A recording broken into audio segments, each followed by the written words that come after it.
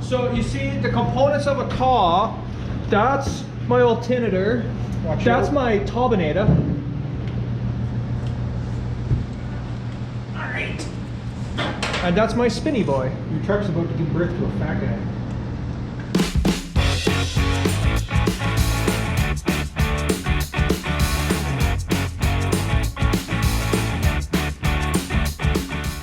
I think I'm going to start working on the wiring harnesses. This is the under hood harness. I'm going to lay it out. I'm going to take a bunch of the tape off it. We're going to get rid of a bunch of the original old Dodge ignition system, because anybody that knows anything about old Dodge ignitions knows you got to carry about 4 of these ignition boxes in your glove box. It does have the external regulator for the alternator. I'm really trying to convince Steven to switch this to a Chevy one-wire. I even offered to give him an alternator for free. I think I might have him talked into it. I got to bring all my stuff out of the old garage anyway, so it's not a big deal. I'm going to bring it here anyway. But I think one of these days I'll just test fit it on there and he won't know. And when it works beautiful, he'll be happy. Okay, so I just had to re-look up how I did it on my old 77 Chrysler.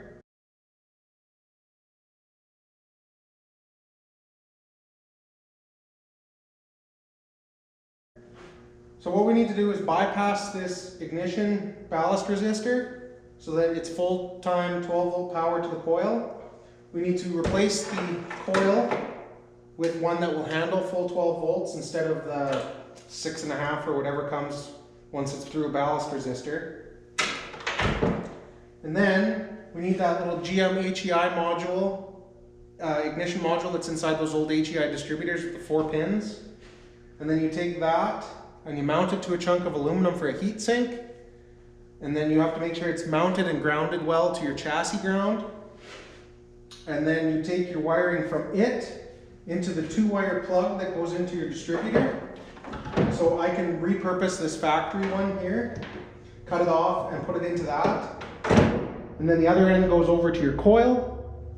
And that's it. Electronic ignition, as simple as that. I gotta make sure, but I'm pretty sure I can get rid of this ignition module. You get rid of the ballast resistor. You get a much better coil. So you get a stronger spark, a better spark. It'll start nicer, it'll get better mileage, it'll have better throttle response. But anyway, I'm gonna start going through the wiring here.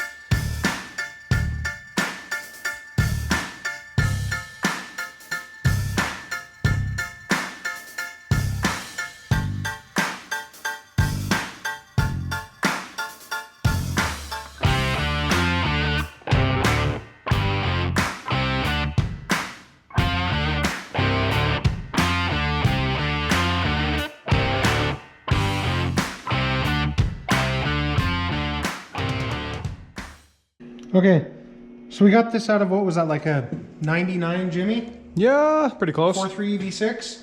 It had a different module on it, right here. And I pulled it off the heatsink and I had to cut one fin off the heatsink. And then I just had to grind those 2 tabs off the plastic body. But now we have the coil, the heatsink, and the ignition module all in one little doodad here. And I think I finally convinced Steven to let me get rid of the piece of crap Dodge externally regulated alternator. Externally regulated English, alternator. Man. I'm not a Dodge guy, so I have no emotional attachment to this alternator that doesn't charge at idle. But I'm hoping we can mount this up here where that regulator is, and then we will have ignition and coil and everything here. But that's the plan. I got to do a little bit of wiring here.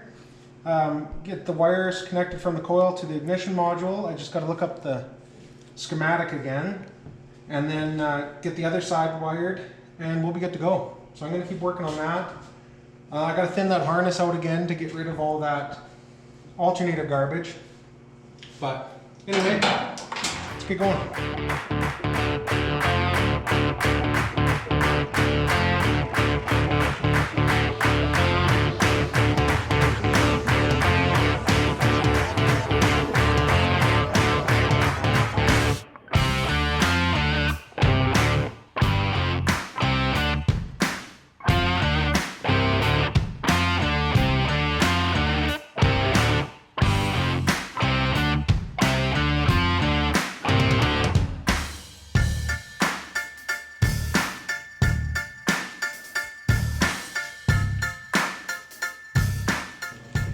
Go.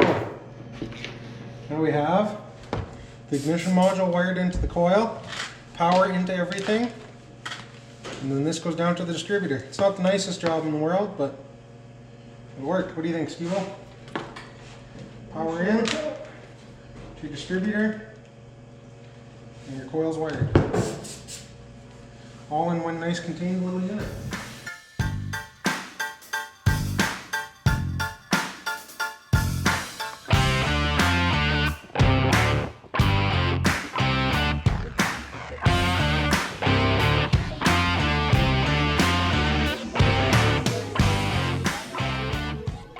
All right, I'm gonna get this harness in.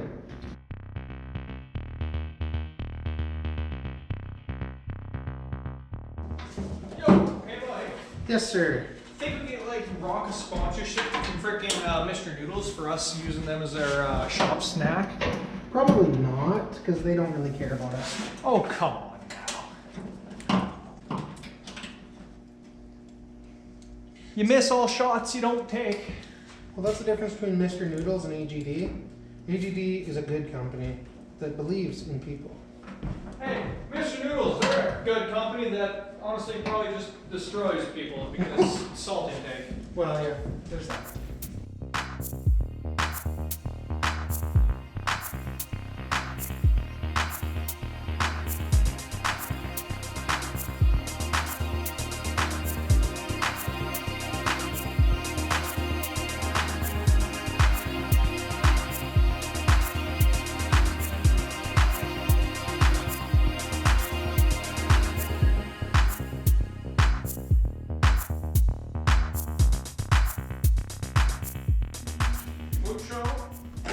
And it's only slightly ugly, which is a success in my opinion. At least it's not fully ugly.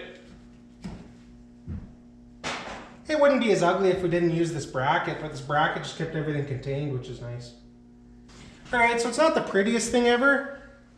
I left this wire unsheathed. I might end up running. We'll probably get some small sheathing for it. How's that going to do with heater hose right next to it? Oh, I thought you had both screws in there. No, I gotta put a hole in a second screw in yet. But we've got the ignition module mounted to the heatsink. We've got the GM E-coil off of a V6. Doesn't matter what it's off of. Like I said, we might get some more of this conduit sheathing for these single wires just to make these look nice. This should be for an electric choke. There's paint marker on these valve covers, like this engine, come from a record, and I wouldn't be surprised if it did, so that would explain why it still uses a heat riser and not an electric choke like a civilized person would. But that's not going to matter too much because this is all going to get changed anyway eventually. You're looking at doing a 4-barrel. Grab that Rochester. I just want to have a look at that Rochester. 4-barrel or? Probably a Holly or an Edelbrock, or he has my old Rochester that he thinks he wants to use, but Rochesters use such an odd spread bore. They work fantastic on the street because of the small primaries and the big secondaries, but there's only one reason I want to use this doesn't have electric choke anyway. No, there's only one reason I want to use the Rochester. Just to piss off Dodge guys? No, because it's what we have. Oh, well, that's true. But yeah, so that's in there. I still got to make a coil wire. I got one more screw hole. I used one of the existing ones for the old alternator regulator. So I'll take that and I'll make another hole there, put another screw in so that this is on there good. It all grounds through these screws here, so that's good. That's pretty much the wiring harness done and laid in. I got the alternator side here. We got to clean this up a little bit once we get stuff figured out. We got to do plug wires and stuff, so we'll get the wires laying down in here nice. And we'll get that all out. Steven's just working on spacing out this alternator a little more. We got to put the wiper motor and stuff in, but the wiper motor we have uses a different plug, so we kind of got to do a little bit of adaptation there. Steven's going to get working on the interior right away here since he's got the back wall painted now. He's going to start laying in the interior harness and whatnot. So I think that's all we're going to do under here for now.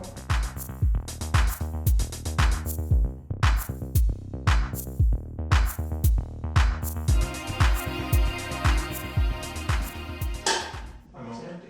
Mine's empty too. Mother trucker. Grab a couple new AGVs. You can't have quality video without a gentleman's beverage. Ah. A gentleman's delight. AGD. So, there we have the ignition system fully upgraded to a GM style HEI. We got lucky. This small block already had the electronic distributor in it. And luckily it wasn't something crazy that we had to deal with. But we converted it over with that coil and bracket, and it had a, what was it, a 7-pin ignition box on there, ignition module? Anyway, it doesn't matter. We put a 4-pin GM ignition module onto that heatsink, used that factory bracket off that Jimmy, mounted it where the alternator regulator used to be. I just quick whipped up a plug wire out of one of the new wires and an end that worked with that coil. We got all the harness taken care of now. I think the underhood harness is pretty much done, except for the headlight plugs that we're going to change. But that's not going to be for a while yet, because Steven still has to finish wiring up his headlight adapter box and get that mounted in the cab. The alternator stuff, that's all in another video, but that's pretty close to done. We got a little fiddling with belts and making sure stuff's tight and making sure that the angles are right, but that's for another video. I've got plugs and wires to do on this thing. We'll probably do all the tune-up stuff in a separate video when we decide what we're doing with the intake. We still got to do the radiator. We're going to do a radiator swap and the water pump at the same time, and we'll get the electric fans all on at that time. We got to order a couple things for the fans to do the wiring. Yep. Got to get a thermal switch. Not a big deal. But yeah, anyway, ignition system is all done. What do you think, Steve-O? Happy with it? It's getting there. You'll be a lot happier when it runs, if we can make sure the ignition works, but... Yeah. But anyway, thanks for watching. You know the deal. Hit the buttons, do your stuff. Follow us on Instagram. It's at Barkley Built on Instagram. We post on there all the time. We've been posting a lot of AGD stuff lately because we love it. And it's a fairly local company to us. And actually, they gave us a shout out because we've been shouting them out so much, and they're sending us a care package. So we're pretty excited about that. Yeah. We'll make sure when it comes in to show you guys what it is. We don't know what it is. They just messaged me today on it. But thanks for watching, guys. Have a Anything, good Steve-O? day. That's about it.